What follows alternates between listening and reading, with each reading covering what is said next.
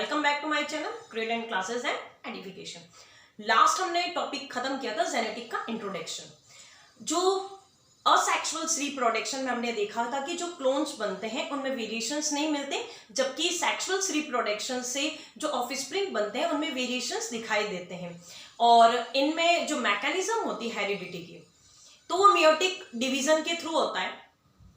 तो मियोसिस जब डिवीजन होगा, उस मियोसिस डिवीजन में जो मैकेनिज्म होगी उसमें डीएनए का रिप्लिकेशन होगा, उसमें रिकॉम्बिनेशन होगा जीन्स का, तो और लिंकेज भी होंगे। तो ये सारी मैकेनिज्म आप फर्दर क्लासेस में पढ़ेंगे। आपको बस इतना ही ध्यान रखना है कि सेक्सुअल रिप्रोडक्शन में वेरिएशंस होते हैं जबकि असेक्सुअल में नहीं होते। अब बात अगर हम करें इनके एक्सपेरिमेंट्स की, जो इनहेरिटेंस है, तो मेंडल का नाम सबसे पहले आता है। मेंडल ने इन पे काफी एक्सपेरिमेंट्स किए, इसीलिए उसको फादर ऑफ जेनेटिक्स भी कहा जाता है। उन्होंने अपने एक्सपेरिमेंट के लिए, मेंडल ने अपने एक्सपेरिमेंट के लिए पी प्लांट का चूज किया था। उसने मटर के पौधे का चयन किया था और पी प्लांट का साइंटिफिक नेम है पाइसम सटाइवम। उन्होंने पी प्लांट को ही चूज किया, उसका कारण था कि जो पी प्लांट है वो इजीली कल्टीवेट हो जाता है, ज्यादा केयर करने की जरूरत नहीं पड़ती। इनमें सेल्फ पॉलिनेशन भी हो सकता है और क्रॉस पॉलिनेशन भी। क्रॉस पॉलिनेशन कैसे कि आप मेल रिप्रोडक्टिव पार्ट या फीमेल रिप्रोडक्टिव पार्ट को उसको रिमूव किया जा सकता है आसानी से। और जो मेन है, इनकी जो लाइफ स्पेन है वो एनुअली होती है, बहुत छोटी होती है। और सबसे बड़ा मेन रीजन है कि इनमें कंट्रास्टिंग ट्रेट्स मिलते हैं जो कि इजीली ऑब्जर्वेबल है, आसानी से ऑब्जर्व किए जा सकते हैं। तो ये जो ट्रेट्स थे, और मेंडल का ऐसा मानना था, मेंडल ने अपने एक्सपेरिमेंट किए वो कंट्रास्टिंग ट्रेट्स को लेके किए थे, और उसका ऐसा मानना था कि कुछ ट्रेट्स डोमिनेंट होते हैं जो अपने आप को शो करते हैं, और कुछ ट्रेट्स डोमिनेंट नहीं होते, रिसेसिव होते हैं जो अपने आप को शो नहीं कर सकते। तो इसी पे बेस पे उन्होंने एक्सपेरिमेंट किए थे। तो पहला एक्सपेरिमेंट भी देखते हैं। पहले ये देख लेते हैं कि जो कंट्रास्टिंग ट्रेट्स है वो है क्या। 7 ट्रेट्स है, जैसे स्टेम की हाइट टॉल हो सकती है एंड ड्वार्फ, तो ये कंट्रास्टिंग ट्रेट्स है। फ्लावर के कलर पर्पल एंड व्हाइट, जो पॉट कलर है green and yellow, pod shape है फुल एंड कंस्ट्रक्टेड हो सकता है, seed colour yellow and green, seed का shape round and wrinkle, and जो फ्लावर की पोजीशन है वो एक्सल भी हो सकती है और टर्मिनल भी।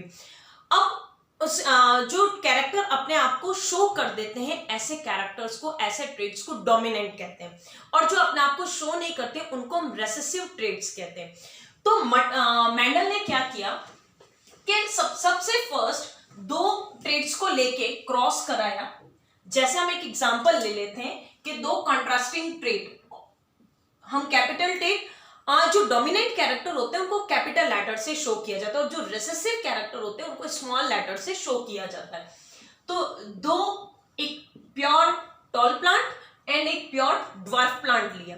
इन दोनों प्लांट्स में उसने क्रॉस करा है, और ये जो क्रॉस था, यानी इनमें जो पॉलिनेशन हुआ वो था क्रॉस पॉलिनेशन, ठीक है ना। क्रॉस पॉलिनेशन हुआ और जो जनरेशन मिली, जो फॉर्मेशन हुआ वो मिला टी। तो यहां पे ये जो मिली ये फर्स्ट जनरेशन कहलाती है, F1 जनरेशन। यहां आप देखिए कि ये जो प्योर, इनके जो ट्रेट्स है, जो जीन है वो बिल्कुल सेम है ना। इसमें भी कैपिटल टी और ये टी, यानी ये जो पेयर बन रहा है वो सेम ट्रेट्स का बन रहा है, सेम ट्रेट्स है और सेम जीन है। तो इनको हम बोलते हैं होमोजाइगस, इनको हम बोलेंगे होमोजाइगस। तो ये भी होमोजाइगस और ये भी होमोजाइगस, यानी 2 होमोजाइगस को ट्रेट्स को लिए उसने, होमोजाइगस, ये भी होमोजाइगस पेयर, इन दोनों को क्रॉस कराया, और जो क्रॉस कराने पे जो मिला वो F1 जनरेशन, हाइब्रिड जनरेशन।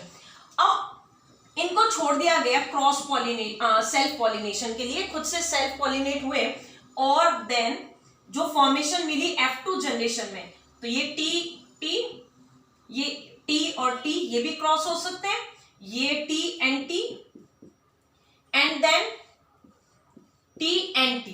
तो इस तरह से फॉर्मेशन बन सकता है। दैट मीन्स होमोजाइगस का 1 pair, another pair of homozygous and 2 pair of heterozygous gene, यानी यहां जो जीन के पेयर है वो डिफरेंट मिल रहे थे। ये F2 जनरेशन है। तो पहले हम ये देखते हैं कि उसने जो एक्सपेरिमेंट किया वो सिंगल कैरेक्टर को लेके किया, यहाँ कैरेक्टर हाइट को लेके किया गया था। तो जब क्रॉस जो है वो सिंगल कैरेक्टर को लेके किया जाता है, ऐसे क्रॉस को मोनोहाइब्रिड क्रॉस कहा जाता है। ठीक है ना, मोनोहाइब्रिड क्रॉस। तो मोनोहाइब्रिड क्रॉस यानी सिंगल कैरेक्टर को लेके उसने क्रॉस कराया था। उसने क्या किया था कि pure tall plant and pure dwarf plant लिया, उनमें क्रॉस पॉलिनेशन हुआ, करवाया, तो मिली F1 जनरेशन। और इस F1 जनरेशन ये हाइब्रिड जनरेशन है, हाइब्रिड हुआ है, करवाया गया है, तो उसको फिर छोड़ दिया गया सेल्फ पॉलिनेशन के लिए। उनमें जब सेल्फ पॉलिनेशन हुआ तो F2 जनरेशन में हमें इस तरह से मिले। अब देखिए यहाँ जो कैपिटल लेटर में लिखे हुए हैं, जो फर्स्ट ये जो कैपिटल है ये डोमिनेंट कैरेक्टर है, और जो स्मॉल लेटर में लिखे गए वो रेसेसिव कैरेक्टर है। अब यहाँ पे भी दो तरह के रेशोस आपको पूछे जाते हैं, एक आता है फेनोटाइपिक और एक होता है जीनोटाइपिक। जीनोटाइपिक मतलब कितने होमोजाइगोस है और कितने हेटेरोजाइगोस है। हेटेरोजाइगोस मतलब जो दो जीन के पेयर बन रहे हैं दोनों ही डिफरेंट है, तो दो कॉन्ट्रास्टिंग ट्रीट्स के साथ है ये। तो ये दोनों हेटेरो है, यानी हेटेरोजाइगस कितने हैं, दो, होमोजाइगस कितना, इसमें एक, और ये भी डिफरेंट है होमोजाइगस। तो ये जो रेशो होगा, ये रेशो कौन सा कहलाएगा, 1:2:1 is a genotypic ratio. Genes के हिसाब से, जीन कैसे, कोडिंग कैसे, देखो इनमें दोनों एक जैसे, ये दोनों, ये अलग है, ये अलग, और ये, तो इस तरह का जो जेनोटाइपिक रेशो होगा वो 1:2:1। जबकि फेनोटाइपिक रेशो वो होता है कैसा शो हो रहा है, कौन सा कैरेक्टर डोमिनेंट है, फिजिक्स कैसा दिख रहा है। तो आप देखिए इसमें फर्स्ट जो लिखा हुआ है वो कैसा है, कैपिटल टी यानी डोमिनेंट कैरेक्टर, टी यानी टोनलेस, यहाँ डोमिनेंट कैरेक्टर टोनलेस, यहाँ डोमिनेंट कैरेक्टर टोनलेस, और यहाँ तो दोनों ही कैपिटल टी स्मॉल टी है, तो ये ड्वार्फ हो गया। यानी फेनोटाइपिक फिजिक्स दिखने में डोमिनेंट जो अपने आप को शो कर रहा है, तो 3 तो लंबे हो गए और 1, तो रेशो होगा 3:1 फेनोटाइपिक। यानी हम परसेंटेज के हिसाब से देखें तो 75% एंड 25%। 75% फेनोटाइपिक मतलब 75% लंबे होंगे और 1% 25% जो है वो छोटे होंगे। तो ये मोनोहाइब्रिड क्रॉस था। बात समझ में आई? तो आज हमने एक बार वापस देख लेते हैं। थोड़ा सा ये चैप्टर टफ है, लेकिन आप अगर ढंग से पढ़ेंगे तो समझ में आ जाएगा। मेंडल ने पी प्लांट का चूज किया, क्यों किया? क्योंकि उसमें कारण हमें पता है, ठीक है ना। तो आपको बताना है कि इनकी लाइफ स्पैन छोटी होती है, इस पे क्वेश्चन पूछा जाता है।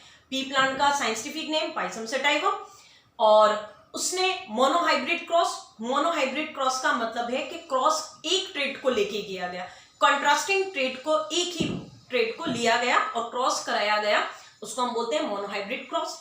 तो पहला F1 जनरेशन जो मिली वो क्रॉस पॉलिनेशन से मिली, F2 जनरेशन हमें सेल्फ पॉलिनेशन से मिली। जो फेनोटाइपिक रेशो है वो 3:1 और जो जेनोटाइपिक रेशो है वो 1:2:1 होगा। ठीक है, क्लियर है? कोई डाउट है तो आप मुझे कमेंट करके पूछ सकते हैं। इसके अलावा नेक्स्ट हम पढ़ेंगे डाइहाइब्रिड क्रॉस, और इसमें 2 लॉज भी है। यहां से एक लॉ आया, लॉ ऑफ डोमिनेंस। तो लॉ ऑफ डोमिनेंस क्या कहता है? मेंडल ने बताया कि दोनों जो 2 कंट्रास्टिंग ट्रेट्स होते हैं उसमें से एक ट्रेट ऐसा होगा जो अपने आप को एक्सप्रेस कर सकता है इजीली, वो डोमिनेंट कैरेक्टर कहलाता है। और उसने एक चीज और बताई कि ये जो कंट्रास्टिंग ट्रेट्स हैं वो नेक्स्ट जनरेशन में एक फैक्टर के थ्रू कैरिड होते हैं। तो उस समय उसे नहीं मालूम था कि ये फैक्टर क्या है, जो कि आज हम उसको किस नाम से जानते हैं, जीन के नाम से जानते हैं। ये भी एक इंपॉर्टेंट क्वेश्चन बनता है कि मेंडल की जो टर्म फैक्टर थी वो आज किस फॉर्म में यूज होती है, उसका मतलब क्या है? तो उसका मीनिंग है जीन। तो उसने कहा था कि जो कंट्रास्टिंग ट्रेट्स हैं अगर नेक्स्ट जनरेशन में इनहेरिटेंट होते हैं तो एक फैक्टर की वजह से कैरिड होते हैं, तो ये फैक्टर जीन कहलाता है। ठीक है ना। तो ये मोनोहाइब्रिड क्रॉस है। आप अच्छे से इसको एक बार एनसीईआरटी में से भी पढ़ लीजिएगा, नोट्स जरूर बनाए खुद के, तो और ज्यादा क्लियर होगा। नेक्स्ट में हम डाइहाइब्रिड क्रॉस और इसके 2 लॉज भी पढ़ेंगे। Okay, bye, have a nice